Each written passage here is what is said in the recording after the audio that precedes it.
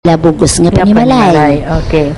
So, it means to say, sa ako naintindihan, Sal, nga hindi niya siling adreson mo ang malnutrition generally just because of supplementary feeding. Iniya para sa aton kabataan sa daycare center nga ma-sustainерling mo ang ila nga ikaayong lawas, ila binagid ang ila nutrition, kay ti matagaan sila sang supplemental nga mga maayo nga pagkaon. And at the same time, ma-develop sa ila nga sa pagdako nila, i-prefer nila ang healthy foods nga ginatawag, para ma-prevent sila nga mag-angkon sa mga balatian o ano padara. Now, are there constraints sa pag-implementar sa aton programa? May mga ara gid syempre no sa mga programa, may mga constraints kita kay hindi nato na syempre mapalariho ang tanan. Okay. So there are ang isa ka constraints na diri is ang delayed no. Delay nga implementation o delay nga ang kasunod naman nga cycle kasi naton we are now on the second cycle. So ang first cycle naton natapos na so subong still ga continue kita sang implementation sang second cycle which nga patapos na para naman prepare naman kita for the third cycle no which when you talk of cycle the whole year the 120 days then after another 120 days naman siya. So we are on the second cycle hindi covered ang summer summer break no kung nagalabot pa na dala sige gihapon ang ilang basta malabot naton ang 120 basta matapos gina ang 120 days kay ara man nga mga LGU nga siyempre hindi sila dululungan nag-start no sa implementation. So dapat i-cover nila ang 120 days, dapat continuous. So kung naabta naman sila sang summer sige gidya kay even ang the daycare service, the daycare session it's a whole year round. So it means to say kung wala niya sa klase kag bakasyon, they can still gather the children as long as the children are there and give the feeding, which is also good. Kaya kung kaysa sa mga summer galumbayag man yung mga kabataan, mas may na lang nga at a particular time in the morning and the afternoon mapakaon ang kabataan. Okay. Sa mga ginikanan, wala kita sa problema when it comes to implementation as far as involvement is concerned. Okay. So, siling naton, gina-organisa inang mga ginikanan into a daycare service parent group nga sa diyan sila makabulig patigayon sang mga hilikoton dira sa daycare center kag lamin na gid sini sa supplementary feeding. May lectures ni sila. Oo, kaupod sila. It's still complementary activities. Okay. No, nga ara sila may mga session sila parehas abi sang parents education session o kung subong sa mga lugar may ara kita nga Pantawid Pamilyang Pilipino so ang FDS, the Family Development Session kay kung kisadara sa daycare center ang naka-enrollment are mga Pantawid Pamilya Pilipino programan ng mga kabataan. So yes, makomplement siya. So gani amo nang isininalas nga tinutuyo nga hindi lang makakuha sang isakto nga ihibalo kag skill ang mga kabataan kundi ang ilaman nga mga ginikanan. Kay first and foremost kun ini naton sila pagtagaan sang nagakaigo nga ihibalo kag i-practice no sang mga ginikanan ang maayo nga nutrisyon kag ang maayo o matilo nga mga pangginawi.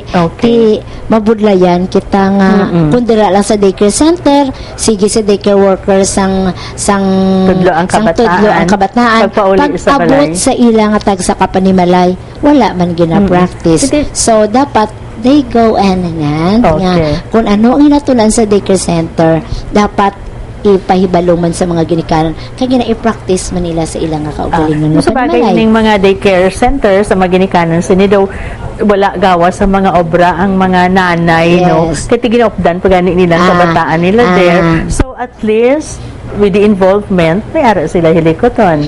Yes. Hindi man naton ba sila nga wala sila obra kay ang ano gani sina ang ginakuha gani nga mga kabataan para sa daycare center at to gani mga kabataan sang working parents. Okay. Okay, working parents nga sa diin sa tinion nga wala sila sa ilang nga panimalay, ihapit nila ilang nga bata sa daycare center under the care of the daycare worker.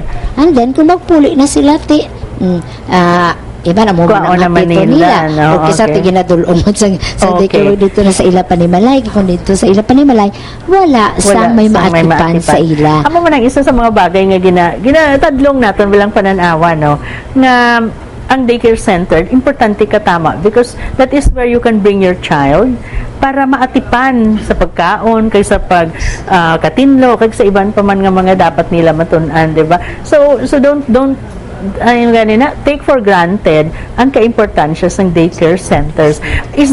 Are you doing something nga mapa-ayo pagid o ma-enhance ang ikasarang sa aton daycare workers? Sa subong gani, no, may ara kami nga ginhimo nga natawag nga skills enhancement for daycare workers and updating on supplementary feeding program. Good. So there is an ongoing skills enhancement sa Amigo Terrace Hotel, which this is a last day. So ang amon dito nga mga partisipante ay mga daycare workers sang probinsya sang Iloilo. Okay. Kag ang sang nagligad natapos naman namon ang ikaduha to nga batch is inisubong ika-third batch nga natapos naman namon ang mga daycare workers, mga representative, hindi man tanan-tanan gid sila kundi representative nga daycare workers sang probinsya sang Antique, Guimaras, kag iya sang Iloilo City, Bacolod City, kag Rojas City.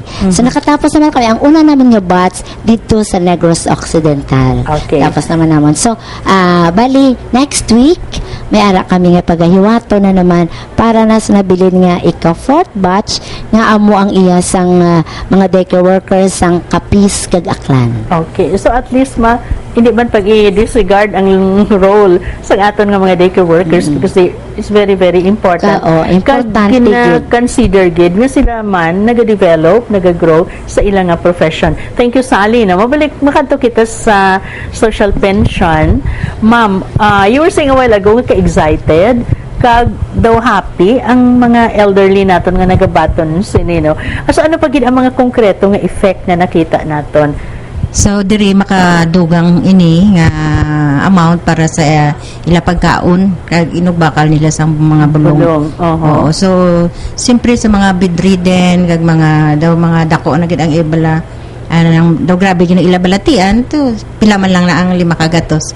Pero it is something nakitaan ko gid no sa mga katigulangan bisan 50 pesos lang gani iratag mo kanami nagin sang ila yuhom sa imo sa feeling nila. So amo na gani ang share sang amon nga budget officer nga nagsyagid ang naka-witness kay sila nang hatag. Oo sang pension sa mga katigulangan. So, ginahulok-hulukan gid sila. Oo, kag ginahakos. Dapat pariente ka lang nga naghatag sang kuano. Naghatag sang 5 kagatos or what sa ila. Kiting feeling nila sinay wala naman sing damo pagid bala nga mga komplikasyon dira. Kundi basta gintagaan sila and that's so much also. You never allow any local officials to hand the social pension. Sang una or may instances. Sang una siyempre gina-coordinate kami sa ila. Sa mga launching gabi no. Okay. So ara sila present man. Sa subong kay transfer of funds ang aton because sa mga kadelikado bala magdala sang lago nga amount ang mga worker. So isa ka kuan man pares sa SF nga ina-transfer naton ang pondo sa aton nga mga LGU. So ginakas-advance na sa mga cash treasurer o cashier. Somebody nga gina-allow nila magpaghatag sa mga tigulang workers. Sa mga tigulang ang mga tigulang ginapakadto na nila kaya nila. Pero mga hindi na ginadulong gid nila. Meaning ang local cashier sa mga munisipyo, mga syudad, local government unit, amo mismo ang naghatag sa pension. Dira mo kuhaon kung nakasarang ka pa magkuha. So, ginatipon na nila ang mga tigulang. Kag dira sila sa isa ka venue. Ang makasarang pa. Pero basta luyag man naton hangop gid nga kag ipabalugid nga tuod-tuod giniya nga wala nagapahilabot ang mga local government officials sa mga pareho sini nga pagpanagtagay sang kwarta labi na gid karon sa tion sa eleksyon. Sa mga ginahamo na gina campaign gid allow it. Kaya man lain na giniya karon ko ng politiko kag nagapadalagan ang magsiling nga tipuno ng mga tigulang kag man nagtag sang 5 or quarterly abi 1,005. Sakay siya sa kampanya Nami nga kampanya di ba hindi na imo kwarta nagtag ka pa. Sa mo na gani mga gina-discourage ginamon ina. Okay. Gamito nila ang kwarta sa gobyerno. May monitoring gid siya. Okay, Sal, may dugang ka? Amo na gani nga gina sa mga programa yes ang DSWD non-partisan, it's non-political. Mabudlayan man kabudil, hindi bala? Because of the local government official would insist nga siya karon niya ang ceremonial feeding sang bata sa isa ka supplementary feeding occasion or time budlay man na nga magsiling siya kung daycare kay nga daan ang daycare ginasweldohan man sa yes, they are government under the sila nga mayor hindi hindi pwede hindi man sila basta doon na adlaw ay na siya okay so anyway na siling ko na nga we are already on the second cycle kano naman ang mag-launching tapos na to of course sa pag-launching nag-coordinate naman kami sa local government may ceremonial feeding kapay mo no so kano naman sila natapos na nga na is ready the ikatuhan ng cycle. We also hope that our people would also be intelligent enough to understand and to know nga ano bala ang gadgad nila no sa mga politiko into joining these